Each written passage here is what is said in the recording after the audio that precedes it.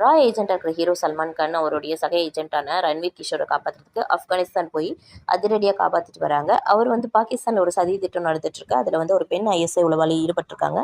அது யாரும் இல்லை, உங்கள் மனைவி கெட்ரினா தான் அப்படின்னு சொல்கிறாங்க. இவரும் அவங்க மனைவி கெட்ரினா கிட்ட போய் கேட்கும்போது அவங்களும் ஆமாம், என்னுடைய ஐஎஸ்ஐ மேலதிகாரி இம்ரான் ஹாஷ்மியோட கட்டாயத்தினால தான் நான் இதை செஞ்சுதான் ஆகணும்னு சொல்கிறாங்க. இம்ரான் ஹாஷ்மி உங்களுக்கு 2 பேருக்கும் ஒரு கஷ்டமான ஒரு டாஸ்க் கொடுத்து டர்க்கி அனுப்புகிறாங்க. அவங்க மகனை காப்பாற்றுறதுக்காக இவங்க வேறு வழி இல்லாமல் 2 பேரும் போகிறாங்க.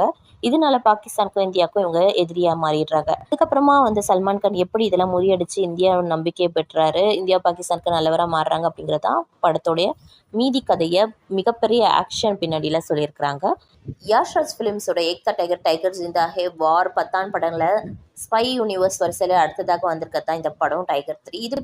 இதில் ஒரு படி மேலே போய் பாகிஸ்தான் பிரதமருக்கு எதிராக அங்கே நடக்கிற சதியை முறியடிச்சா பாகிஸ்தான் நாட்டுக்கும் இந்தியாவுக்கும் சல்மான் கான் எப்படி பெருமை சேர்க்கிறாரு